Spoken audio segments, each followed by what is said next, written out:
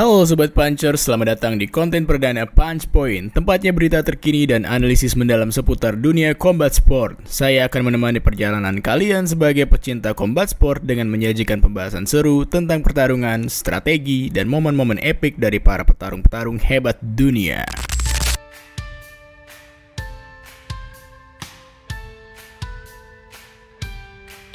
Di episode kali ini kita bakal bahas kontroversi yang lagi ramai belakangan ini tentang superstar boxing, Ryan Garcia. Dia baru saja bikin heboh dengan komentarnya yang menghina umat muslim dan ras kulit hitam Amerika. Setelah penghinaan tersebut, Ryan Garcia akhirnya diberikan sanksi hidup yang sangat berat. Bahkan bisa jadi sanksi ini adalah sanksi terberat sepanjang karir hidupnya. Pertanyaannya, kenapa ia bisa melakukan hal seperti itu? Awal dari semuanya.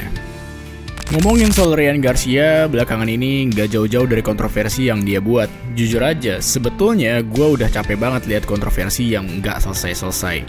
Seperti melihat Alien diculik Bohemian Group, Ryan Garcia di cloning, bangga dengan miss weight-nya, minum bir saat ceremonial weigh-in, vandalisme, ketahuan menggunakan PED, menghina umat muslim, menghina ras kulit hitam Amerika, dan yang terakhir mau pindah karir menjadi petarung MMA di UFC. Lalu kita kembali ke pertanyaan yang sama, kenapa ia bisa melakukan hal seperti itu? Apakah Ryan Garcia dari dulu seperti itu? Ada apa dengan Ryan Garcia? Kalau kalian berpikir semua kontroversi ini dimulai saat Ryan Garcia diculik oleh Bohemian Group, mungkin kita perlu kembali jauh pada tanggal 22 April 2023. Saat itu Ryan Garcia dijadwalkan untuk bertanding melawan Gervonta Davis di kelas catchweight dengan berat 136 pounds. Sebelum pertandingan ini terwujud, ada banyak kontroversi di baliknya yang membuat dunia boxing sedang mengalami penurunan jumlah penggemar.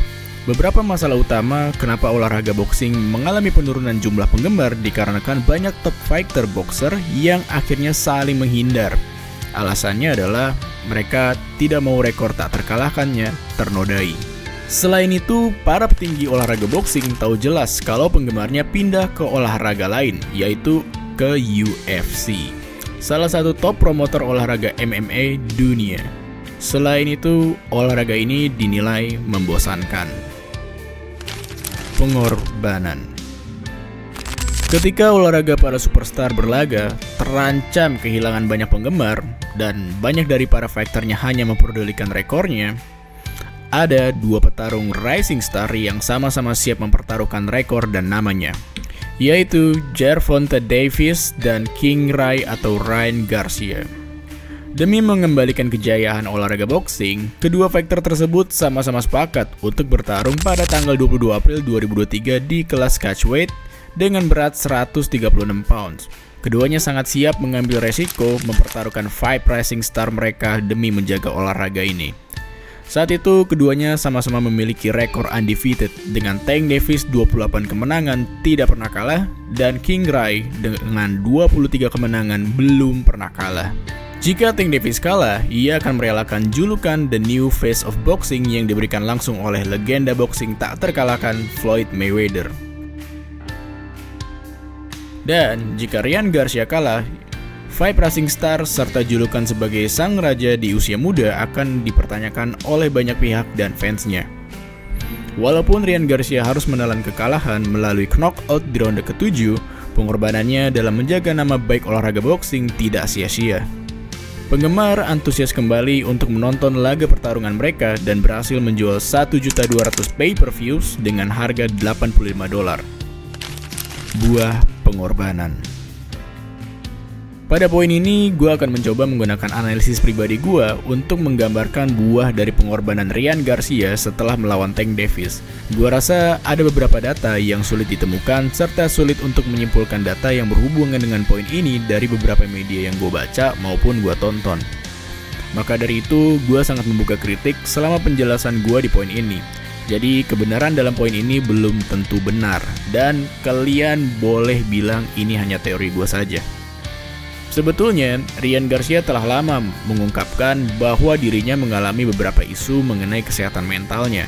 Juli tahun 2022, DAZN mengeluarkan sebuah video wawancara dengan Ryan Garcia yang menceritakan bahwa ia mengalami isu kesehatan mental setelah 3 minggu pertarungannya melawan Luke Campbell. Do you remember when that started specifically? Is there a point that you can kind of pinpoint? It happened pretty much like, I would say 3 weeks after the Campbell fight. You know, everything came crashing down on me. I had a lot happen to me before that Campbell fight. I never addressed any problems I had outside the ring, and it really destroyed my mental. I was lost in my head. Words can't really describe how it felt, but it's like being in a maze and I don't know where to go.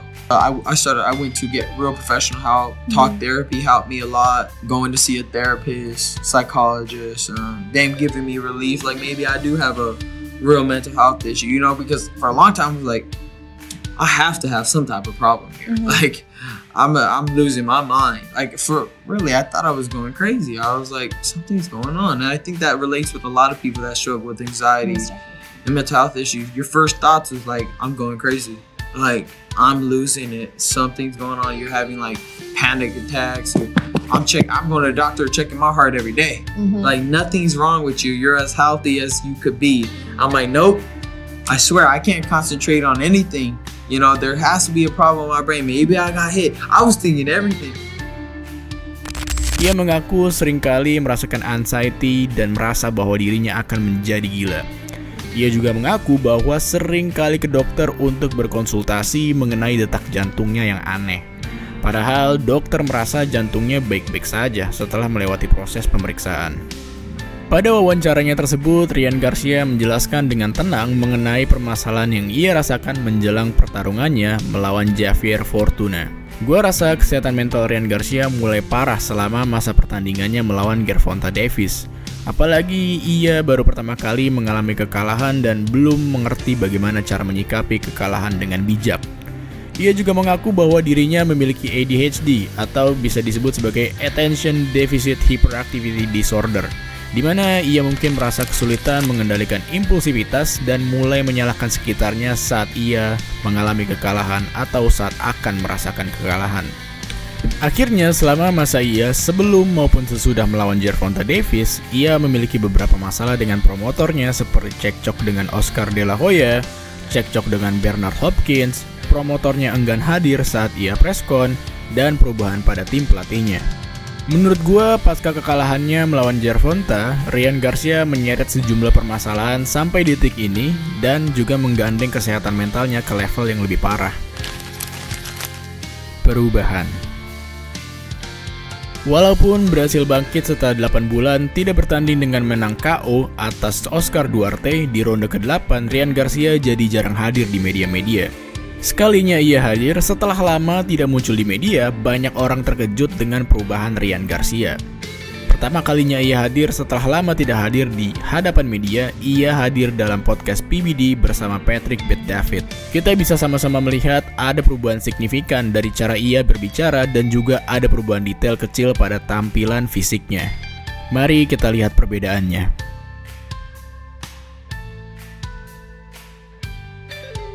Tampilan fisik Ryan Garcia sedikit lebih berisi di bagian wajah. Sebetulnya ini bisa terjadi karena kenaikan berat badan atau seperti rumornya Ryan Garcia kecanduan minum alkohol.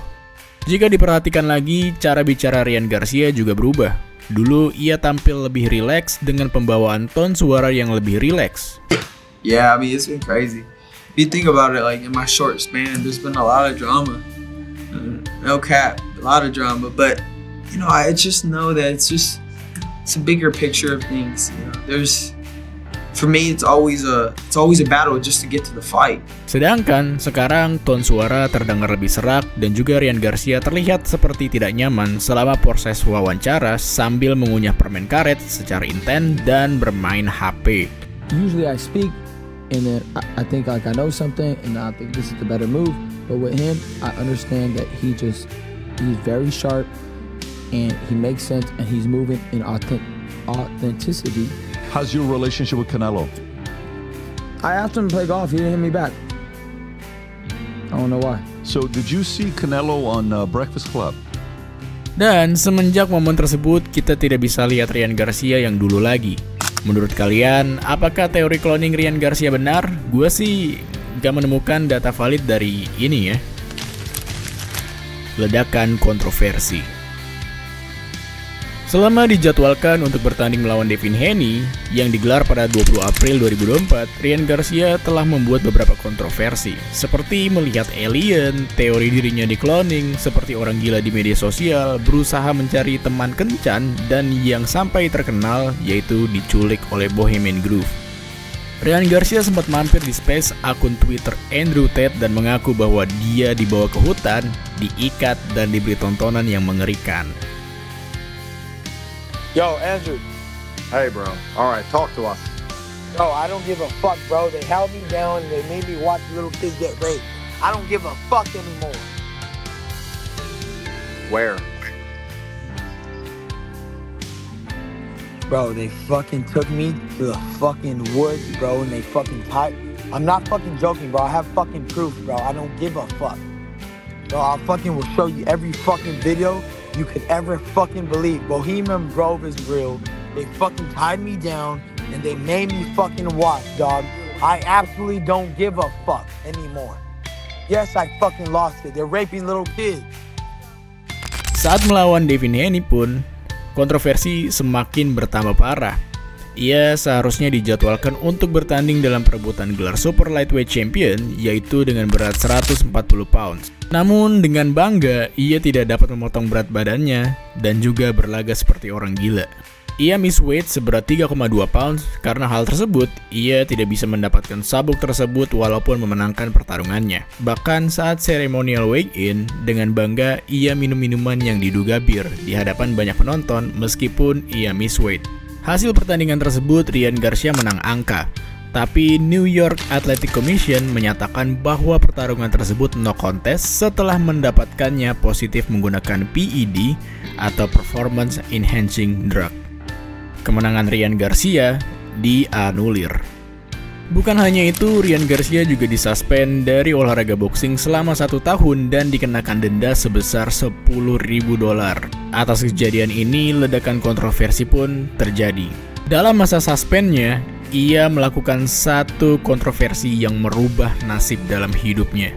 Ryan Garcia telah berulang kali menggunakan kata-kata kasar untuk mendeskripsikan orang kulit hitam Amerika dan menghina George Floyd yang dibunuh pada tahun 2020 oleh petugas polisi di Minneapolis. Selain itu, Ryan juga mengucapkan kata-kata yang tidak pantas untuk menggambarkan umat muslim dan mengklaim dirinya sebagai anggota KKK atau Ku Klux Klan. Di hari Kamis, tanggal 4 Juli 2024, Presiden WBC Mauricio Sulaiman mengumumkan dalam akun Twitternya bahwa ia mengeluarkan Ryan Garcia dari segala aktivitas organisasinya atau WBC karena ia menolak segala bentuk tindakan diskriminasi. Mauricio juga menambahkan ia juga sudah berupaya untuk menawarkan Ryan Garcia bantuan mengenai masalah kesehatan mentalnya dan penyalahgunaan zat. Namun, Ryan Garcia menolak tawaran yang mungkin bisa menyelamatkan karir gemilangnya. Apa selanjutnya? Gua merasa Ryan Garcia sudah lama tertarik ingin menjajal dunia mixed martial art. Saat ia mampir di podcast Ariel Helwani, ia sempat membicarakan ingin melakukan super fight dengan Sean O'Malley, baik dalam format boxing maupun MMA. Over the weekend as well, there were a lot of tweets from you. One was about Sugar Sean O'Malley. Oh yeah, bring that motherfucker on. I'll beat his ass in MMA, guaranteed. In MMA? Yeah, I'm a natural. You don't understand. I'm a natural wrestler. I just beat my security that's a wrestler. I beat him. Yeah. I know I'm gonna knock him out in boxing. That's not even fair. What is fair is to test myself in MMA. Bahkan ia juga sempat mengontak Dana White selaku presiden UFC mengenai fight tersebut. I've already sent text messages to Dana. Yes. I've already got people that are connected to Dana to ask him, let's do this. I'll come to UFC, pay me a bag, I'm there. I'm down to do it. Any response? No. Ia juga beberapa kali mengunggah tulisan melalui akun X atau Twitternya untuk memancing reaksi Dana White. Seperti, Gue akan pindah ke UFC. Gue excited untuk pertarungan pertama di UFC. Dana gue pengen $50.000. Dan seriusan, kontak gue Dana White. Walaupun sudah berusaha keras cari perhatian, semua tweet dia nggak ada yang direspon sama Dana White. Akan tetapi, gue menemukan cuplikan video Dana White yang mendukung Ryan Garcia atas hasil no contest pertarungannya dengan Devin Haney setelah Ryan Garcia positif PED saat post-fight press conference UFC 303. First of all, none of that is any of my business. You know what I mean? It's not my card. It's not my whatever. But I think that with all, I hate talking about drug testing, but with all of our knowledge that we have in the years that we've been drug testing, we believe the people who handle the drug testing that he took a tainted supplement and that he did not cheat. Intinya dia bilang, ini bukan urusan gue, bukan card gue juga, dan bukan fighter gue. Tapi sepengalaman gue nanganin drug test, kayaknya Ryan Garcia nggak curang pas lawan Devin Haney. Di video itu juga gue belum bisa ambil kesimpulan apakah dukungan Dana White tersebut adalah bentuk ketertarikan ia untuk menarik Ryan Garcia berlaga di oktagon. Tapi namanya juga Dana White, seorang pebisnis yang handal ngomongin soal prospek uang yang akan datang ke dompetnya dengan menghadirkan Ryan Garcia di UFC adalah big deal. Saat pertandingan melawan Tank Davis, Ryan Garcia mampu menjual 1.200.000 pay-per-views dan saat melawan Devin Haney, ia berhasil menjual 1.500.000 pay-per-views. Jika dilihat dari kacamata bisnis, ada kemungkinan Ryan Garcia akan berlaga di oktagon. Soalnya memang Dana White suka banget sama hal-hal seperti ini. Selain itu, beberapa fighter UFC juga tertarik dengan kedatangannya. Dominic Cruz dan Merab Dvalishvili terlihat berkomentar pada reels latihan wrestlingnya yang diunggah oleh Ryan Garcia di akun Instagramnya. Dan Ige juga ingin melawannya di UFC 306 yang akan berlangsung di Sphere, Las Vegas, calon laga UFC terbesar sepanjang masa. Dan Ige bilang melawan Ryan Garcia di Sphere gak pakai wake in, gak pakai takedown. Tapi pertanyaannya, apakah bisa seorang pro boxing pindah ke UFC? Jawabannya, bisa. Perpindahan atlet dari boxing ke UFC memang bukan hal yang tidak mungkin lagi. Banyak nama besar seperti Holly Holm, Andrei Arlovski, Chris Little, dan Marcus Davis yang dulunya bermain di boxing sekarang sukses menjadi atlet MMA di UFC. Jangankan karir dari boxing, yang dari SmackDown aja juga udah ada Brock Lesnar dan CM Punk. Kalau gue nyebut nama CM Punk, gue jadi beneran ingat empang. Kesimpulan, gue pribadi masih belum yakin 100% dengan kesimpulan yang gue berikan ini. Ada alasan yang berpola kenapa Ryan Garcia bisa sampai melakukan seluruh kontroversi ini. Awalnya menurut gue, Ryan Garcia hanya ingin mengembalikan kejayaan olahraga boxing dengan mengambil risiko bertarung melawan Gervonta Davis. Namun karena membawa masalah mental health sejak lama, Ryan Garcia gak bisa prediksi kalau ternyata kekalahannya melawan Tank Davis bisa membawa dampak yang serius untuk mentalnya. Selain itu, Ryan Garcia juga terbilang masih muda. Bisa jadi ia belum menemukan cara pulih yang benar untuk memulihkan dirinya dari kekalahan atau dampak dari olahraga boxing itu sendiri. Di akhir, gue tetap setuju dengan keputusan Mauricio Sulaiman untuk mengeluarkan Ryan Garcia dari WBC. Gue yakin dari ini Ryan Garcia bakal belajar banyak untuk menahan kata-kata yang gak pantas hanya untuk menjual dirinya atau pertarungannya.